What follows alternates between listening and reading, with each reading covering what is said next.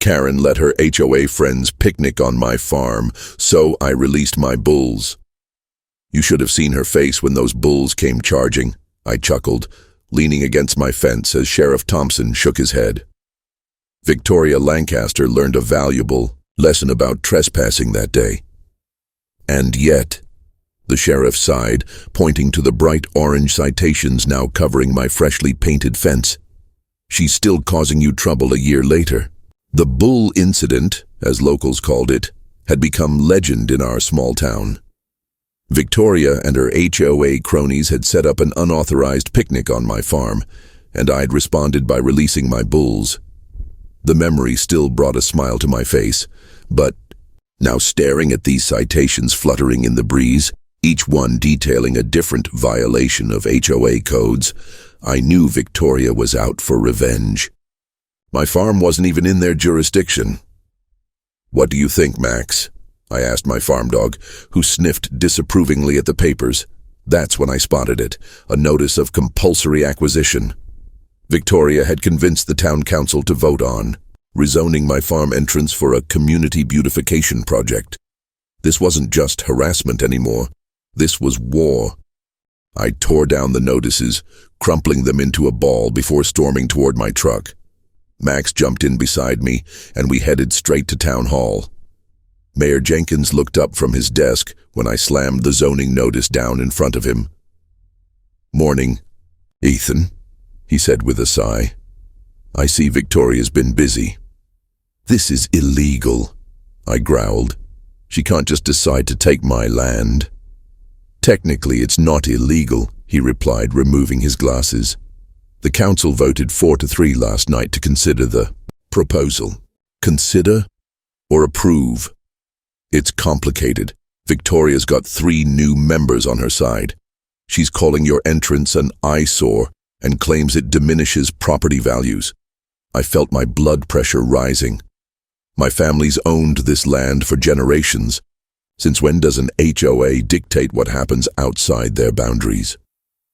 Since Victoria married Councilman Parker's son and donated that fancy new playground to the elementary school, the mayor shrugged.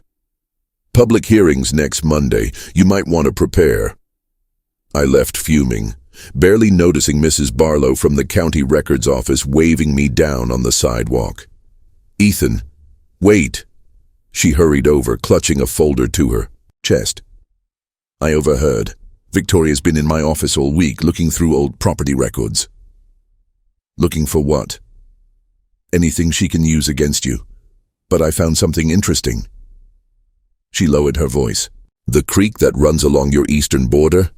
According to original surveys, it's shifted over the years. You actually own 30 more feet than your fence line shows." I raised an eyebrow. "And that helps me how?"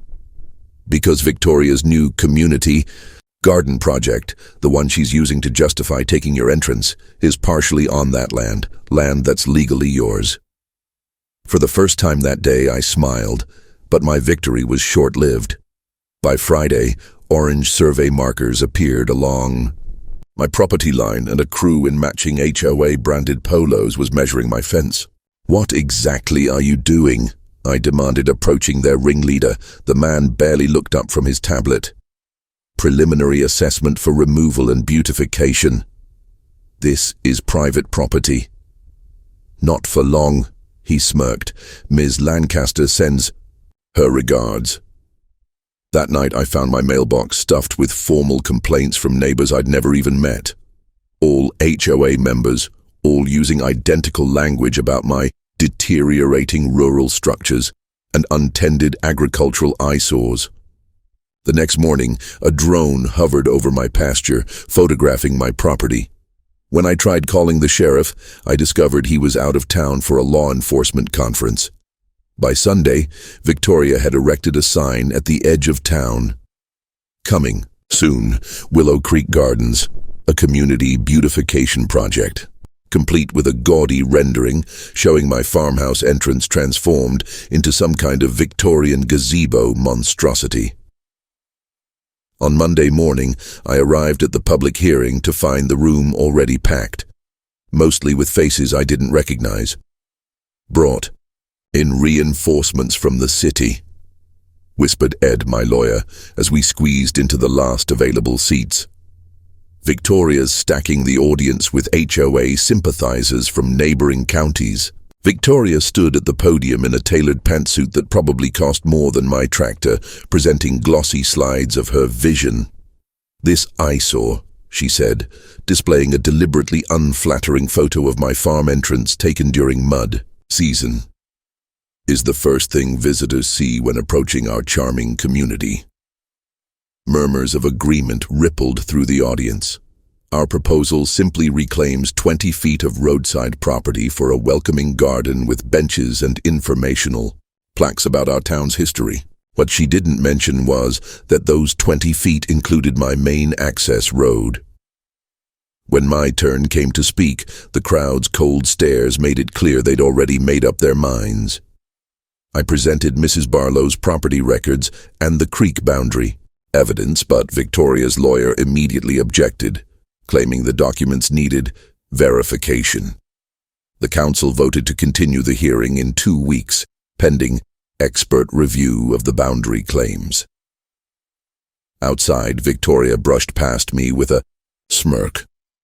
"You know what they say, Ethan. If you can't beat them, bulldoze them." 2 days later, I woke to the rumble of heavy machinery. I sprinted outside in my boxers to find a bulldozer idling at my property line, with Victoria standing beside it holding a clipboard. "What the hell?" I shouted. She smiled that viper smile. "Emergency council approval. Since your fence is technically encroaching on public right-of-way, we're authorized to remove the hazard immediately." The hearing was expedited. "Shame you missed it." She checked her watch. "You have 1 hour to move anything you want to save." The bulldozer driver revved his engine. Victoria handed me a document stamped with yesterday's date. My hands shook as I scanned it. Somehow she'd convinced the council to declare an emergency public safety exemption that bypassed normal procedures. "This is illegal," I sputtered. "It's progress, Ethan. This town is changing whether you like it or not." I called Ed in a panic. They shouldn't," he interrupted. "But by the time we get an injunction, your entrance will be rubble." Victoria played this perfectly. I hung up and stared at my farmhouse. Without that access road, my only entrance would be the old logging trail, impassable half the year. The bulldozer inched forward. Victoria's perfectly manicured nails tapped against her clipboard. "Clock's ticking," she said. I looked at Max, then at the pasture where my bulls were grazing peacefully. The same bulls that had sent Victoria and her friends running a year ago, but I couldn't use the same trick twice. She'd have me arrested for sure, and she knew it.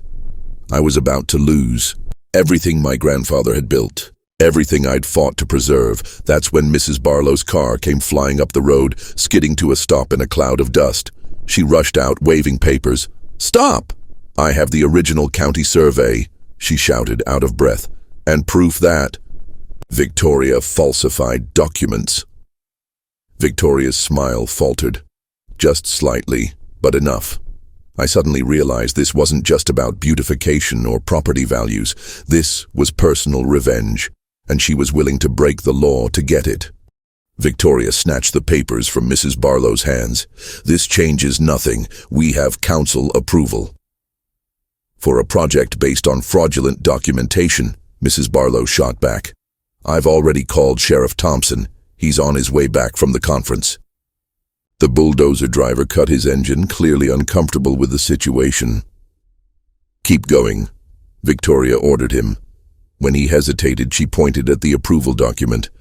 "This is still valid until officially revoked." I stepped forward. "You really want to go down for document fraud over a grudge?" Victoria's eyes narrowed. "This isn't a grudge. This is progress. This backwards little town needs to evolve, and your farm is holding everything back." She spat the word farm like it was poison. "Move the bulldozer forward," she commanded, "or you'll never work in this county again." The driver reluctantly restarted the engine. I planted myself in front of my Fence line. You'll have to go through me first, Victoria smirked. Gladly. That's when we heard it. The rumble of approaching vehicles. Not just one, but dozens.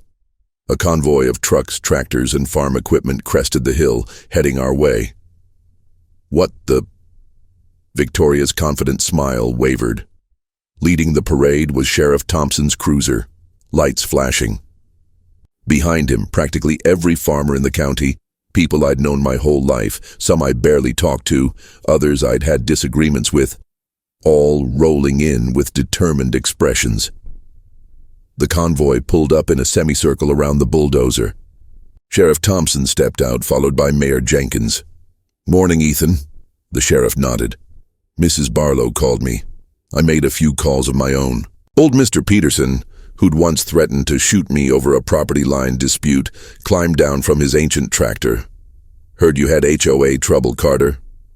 "Rural folks stick together," added Sarah Miller, whose family had competed with mine at the county fair for generations. Victoria's face flushed red. "This is ridiculous. We have legal authorization." "Based on falsified documents," Mrs. Barlow interrupted, holding up the original county survey. Victoria altered the property lines on the submission to the council. Sheriff Thompson took the papers. "That's a serious accusation." Victoria scoffed. "You can't prove anything." "Actually," said a new voice, "we can." Todd, Victoria's slick lawyer, emerged from his BMW looking considerably less confident than usual. He approached with a folder tucked under his arm. "Victoria, we need to withdraw immediately. What are you talking about?" "We're in the middle of committing multiple felonies," Todd hissed. "I didn't sign up for document fraud." Victoria grabbed his arm. "If this is cold feet, it's self-preservation," Todd snapped, pulling away. He turned to Sheriff Thompson. "I have the original documents Victoria submitted to me versus what was presented to the council. The alterations are obvious." Victoria lunged for the folder, but Sheriff Thompson was faster. "Ms. Lancaster, you're interfering with an investigation now." The crowd of farmers murmured as the sheriff compared the documents. Well, he said finally. "Looks like we have evidence of document tampering, fraudulent representation to a government body, and attempted property theft." Victoria's perfect composure finally cracked. "This is absurd. You're all just protecting your precious rural way of life. This town is dying and you're too stubborn to accept it." "Dying?" Old Mr. Peterson laughed. "Lady, we were here before you and we'll be here long after your HOA nonsense is forgotten." Victoria turned to the bulldozer driver. "Move forward now." Instead, he killed the engine and pocketed the keys. "I quit."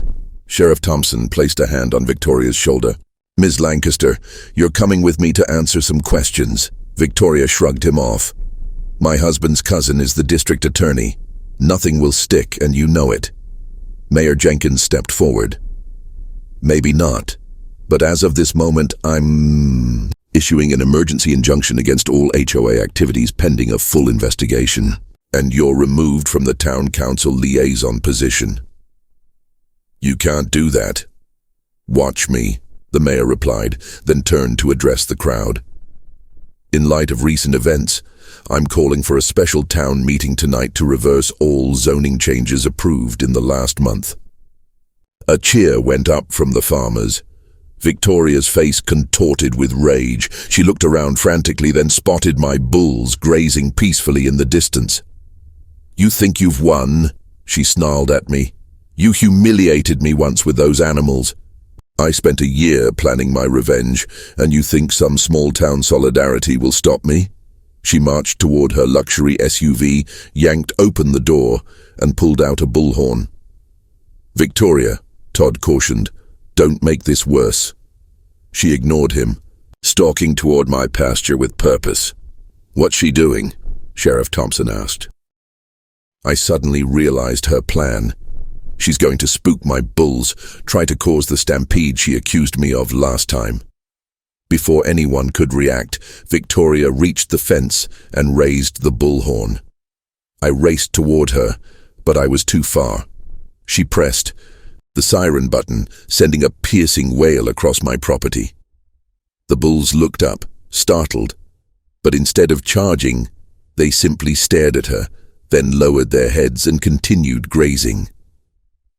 Victoria pressed the button again, more desperately. This time, when that failed, she started shouting into the bullhorn, "Move, you stupid animals!" The bulls, accustomed to far worse noises from farm equipment, barely twitched their ears.